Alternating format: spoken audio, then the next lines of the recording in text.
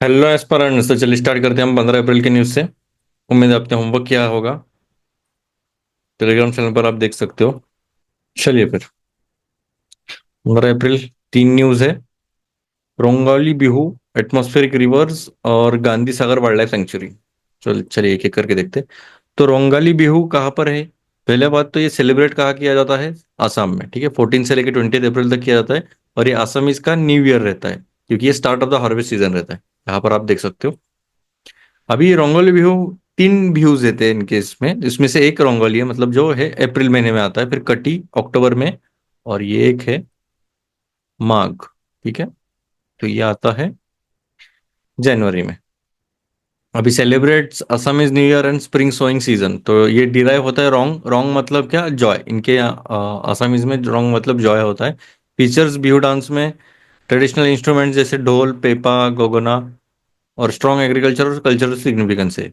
तो यहाँ पर आप देख सकते हो, इसको शॉर्ट फॉर्म में किया कटी बिहू, माघ बिहू, जनवरी, अक्टूबर, अप्रैल, न्यू ईयर, मिड क्रॉप और एंड ऑफ द हार्वेस्ट। और ये देखो, हमारे फेस्टिवल्स जो है अलग अलग रीजन्स में और अलग अलग मंथ्स में मनाए जाते हैं। स्पेशली हार्वेस्ट के सीजन में ही मनाए जाते हैं। जैसे बैसाखी पंजाब में है, पुठुंडा तमिलनाडु, पोहेली बैसाख वेस्ट बंगाल, पाना संक्रांति ओडिशा, विशु केरला, उगड़ी एपी, तेलंगाना कर्नाटका में। एपी मतलब क्या? आंध्र प्रदेश है। गुड़ी पाड़वा महाराष्ट्र गोवा में, नवरेह जम्मू एंड कश्मीर, और साजिबू चेरियोबा मणिपुर, और बेस्तु वरस गुजरात में। ठीक है, एक मिनट, ये थोड़ा नीचे जाने दो इसको। बेस्तु वरस गुजरात में है। और ये बाकी के मंथ्स तो ठीक ठाक है। चलो, और इस पर दो क्वेश्चन से आप ट्राई कीजिएगा सॉल्व करने की। इसका आंसर जो है टेलीग्राम चैनल के इसमें आपको मिल जाएगा। एटमॉस्फेरिक रिवर, अभी देखो एटमॉस्फेरिक रिवर ये कंसेप्ट ही अलग है। अभी रिवर तो हमें जमीन पे भी देखा मिल रहा है ना? जमीन पे भी हमारे रिवर्स रहते हैं, पर ये हवा में जो रिवर रहते हैं, रिवर इन द स्काई बोला जाता है इसको ही। तो 2025 में, अप्रैल 2025 में, मतलब इसी महीने में, यूनाइटेड स्टेट्स ने विटनेस किया heavy rain and severe storms due to an atmospheric river. मतलब ऊपर वाली नदी, एटमॉस्फेरिक रिवर वाली। और ये मोर इंटेंस होते जा रहा है, क्योंकि क्लाइमेट चेंज बहुत ज्यादा होने लग गया है। देखो ये जो पट्टा रहता है ना, ये देखो, ये जो पूरा पैच है, तो इसमें बहुत ज्यादा एटमॉस्फेयर रहता है। और ये ज्यादा से ज्यादा मॉइस्चर उठाते जाते हैं ट्रॉपिकल रीजन से, और ये एक पॉइंट पर इतना जोर से आ जाता है कि फिर ये फट जाता है सीधा। ठीक है। और ये इतना पानी रहता है जो 25 गुना ज्यादा मिसिसिपी रिवर या फिर दुगना अमेजोन रिवर से भी ज्यादा पानी रहता है इनमें। और ये जायंट बैंड रहते हैं वाटर वेपर के स्काई में, और ये एवरेज 800 किलोमीटर वाइड रहते हैं, और कुछ हजारों किलोमीटर दूर भी रह सकते हैं ये। तो ये रिवर इन द स्काई बोला जाता है, नैरो रहते हैं, फास्ट मूविंग बैंड रहता है एटमॉस्फेयर में, जो कैरी करता है huge amount of water vapour और ट्रॉपिकल ओशंस टू लैंड। ठीक है, जो ट्रॉपिकल ओशन से ये पानी उठाते हैं और लैंड पर सीधा जाके खत्म।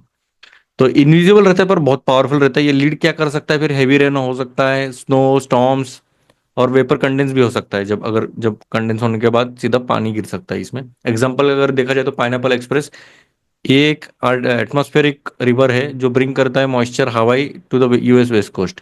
हवाई से किसी इसमें नहीं है, हवाई से लेके वेस्ट कोस्ट तक आ जाता है। तो इसका लेंथ जो एक्चुअली देखा जाए तो इसके कैरेक्टरिस्टिक क्या है? तो 1600 किलोमीटर के आसपास इसका रेंज रहता है। विड्थ 400 से 600 किलोमीटर रहती है। और मॉइस्चर कंटेंट की बात की जाए तो 15 गुना ज्यादा मिसिसिपी रिवर से भी कैरी करता है ये। इसमें पांच कैटेगरीज में डिवाइड किया है। कैटेगरी एक दो में most beneficial refill reserve soil moisture, मतलब इनके इंटेंसिटी के हिसाब से इन्होंने किया है। इसमें मिक्स रहता है, फ्लड रिस्क आने के चांसेस रहता है। ये चार से पांच कैटेगरी वाले मोस्टली hazardous रहते हैं, जो बहुत ज्यादा जोर से फ्लड्स वगैरह या फिर लैंडस्लाइड आने के चांसेस ज्यादा रहते हैं इसमें। अभी ये एयर फॉर्म कैसे होते हैं? तो मेजरली देखो, वार्म ट्रॉपिकल वाटर जो है वो हाई इवेपोरेशन हो जाता है। देखो, जो हमारे ट्रॉपिकल एरियाज में जो भी वाटर्स है ना, वहां से इवेपोरेशन बहुत ज्यादा हाई होता है। Plus low level jet stream जो है वो ट्रांसपोर्ट करते हैं मॉइस्ट एयर और ज्यादा। और ये जब हवा इनकी जो ये जो जब जाते रहेंगे, अगर माउंटेन या फिर फ्रंट अगर आ जाता है, तो ये राइज होते हैं, कंडेंसेशन होता है, और पानी बहुत जोर से गिर जाता है। तो इसका सिग्निफिकेंस क्या है? तो ये स्नोपैक्स वगैरह रिप्लेनिश कर सकते हैं, एसेंशियल वाटर सप्लाई कर सकते हैं। 90% जो पोलवर्ड वाटर है, poleward water vapour in mid latitudes, और एक्सट्रीम रेनफॉल और फ्लड अगर कर सकते हैं, उसमें लैंडफॉल बोला जाता है। अभी एटमॉस्फेयर रिवर इंडिया में है तो 596 मेजर एटमॉस्फेरिक रिवर्स है 1951 से 2020 तक। 95% ये ड्यूरिंग मानसून आते हैं, जो कि अच्छी बात है, हमें कुछ इतना ज्यादा फर्क नहीं पड़ेगा। और 70% जो है major floods link to atmospheric river से ताल्लुक रखते हैं। जैसे 2013 का जो क्लाउड बस्ट हुआ था उत्तराखंड फ्लड्स में, फिर 2018 में केरला फ्लड्स, पर 2007 में साउथ एशिया फ्लड्स। तो ये सभी का मेजर रीजन एटमॉस्फेरिक रिवर है। ये दो क्वेश्चन है। एक मेंस पॉइंट ऑफ व्यू है, मेंस पॉइंट ऑफ व्यू काफी इंपॉर्टेंट है। और एक पाइनएप्पल एक्सप्रेस है, किससे रिलेटेड है मुझे बताना। फिर हम लास्ट न्यूज पर आते हैं, Gandhi Sagar wild life sanctuary. तो यहाँ पर देखो अलग अलग स्पीसीज है। तो चीता project steering committee under the national tiger conservation authority approve किया है रीलोकेशन चीता का कुनो नेशनल पार्क से Gandhi Sagar wild life sanctuary, जो कि है मध्य प्रदेश में, ताकि जो इनका जो हैबिटेट है वो बढ़ जाए। मतलब चीता पहले कुनो में डाल लेते और अभी इसके बाद Gandhi Sagar wild life sanctuary में डाल रही है। तो अभी Gandhi Sagar wild life sanctuary के बारे में, ये तो नॉर्थ वेस्टर्न मध्य प्रदेश में आता है, बॉर्डर करता है राजस्थान को। 368 स्क्वायर किलोमीटर इकोसिस्टम की अगर बात की जाए तो सवाना ग्रासलैंड है, ड्राई डेसिडुअस फॉरेस्ट है। इसको कथियार गिर इको रीजन भी बोला जाता है। और रिवर एंड हैबिटेट से रिकॉग्नाइज करते हैं इम्पोर्टेंट बर्ड और बायोडाइवर्सिटी एरिया। चंबल रिवर यहाँ से पास होती है, जो स्प्लिट करती है सेंचुरी को बीच में से। गांधी सागर डैम भी है लोकेटेड सेंचुरी के अंदर ही। और मासाई मारा लाइक लैंडस्केप है, मतलब ये आइडियल कंडीशन रहती है चीता के हैबिटेशन के लिए। मतलब चीता को जैसा चाहिए वैसा इनका एटमॉस्फेयर रहता है। ओपन ग्रासलैंड और प्रे बेस रहता है इनको, मतलब अच्छा खासा प्रे मिल जाता है।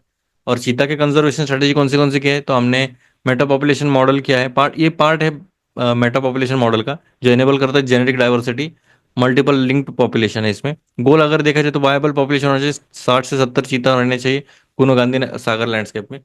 लैंडस्केप स्पैन कितना करता है, तो मध्य प्रदेश और राजस्थान की इसमें आता है।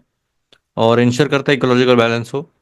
और ये देखो दो क्वेश्चन है, यहाँ पर आप दो क्वेश्चन देख सकते हो, ट्राई कीजिएगा सॉल्व करने की। उम्मीद आपको लेक्चर तो पसंद आया होगा। चलिए फिर मिलते हैं। अगर आपने एनवायरनमेंट का लेक्चर नहीं देखा तो यहाँ पर आप देख सकते हो। चलिए फिर मिलते हैं। जय हिंद।